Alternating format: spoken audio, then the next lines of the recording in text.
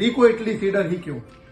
उसका सबसे बड़ा कारण है कि हमने आपको इसको गिरा के भी दिखाया, इसके ऊपर आदमी को, अच्छे खासे आदमी को कुदा के भी दिखाया। उसका सबसे बड़ा रीजन है high quality industrial plastic polycarbonate का इस्तेमाल करना।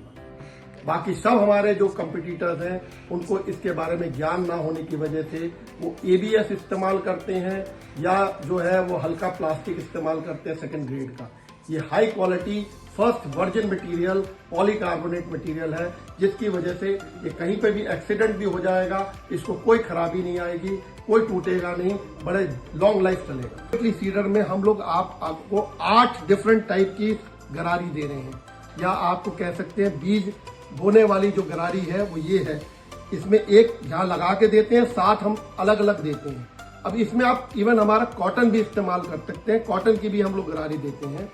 बाकी सबसे अच्छा मक्की के लिए, आपका मूंगफली के लिए, चने के लिए, कॉटन के लिए और बहुत तरह की और वैरायटी है जिसके लिए सीडर बहुत कामयाब चीज है और इसको लेना और चलाना सबसे आसान काम है।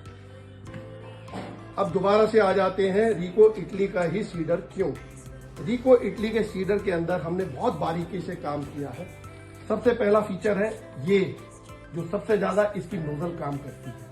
नोजल हम लोगों ने स्टील की दी है, बाकी सब जो है अगर जो आप चुंबक लगा के देखेंगे वो लोहे की निकलेंगे। लोहे की नोजल जो है, ये स्टील की नोजल के अंदर क्या फायदा होता है कि अपने आप शार्पन होती रहती है, गहरी भी एक साथ जाती है और बिल्कुल नीचे गहरी जाकर बीज को छोड़ती है। उससे आपकी बिजाई अच्छी होती है और आपका पौधा अच्छा होता है।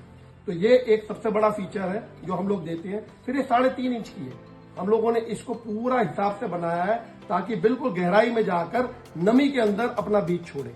अगर जो नहीं तो लोगों की जो नोजल है वो ऊपर छोड़ देती हैं, उसको नमी नहीं मिलती है, वो पौधा का पूरा अच्छा पौधा नहीं बन पाता। इटली सीडर में हर स्पेयर पार्ट हमारा अवेलेबल है और हर स्पेयर पार्ट जो है वो इजीली रिप्लेसेबल है।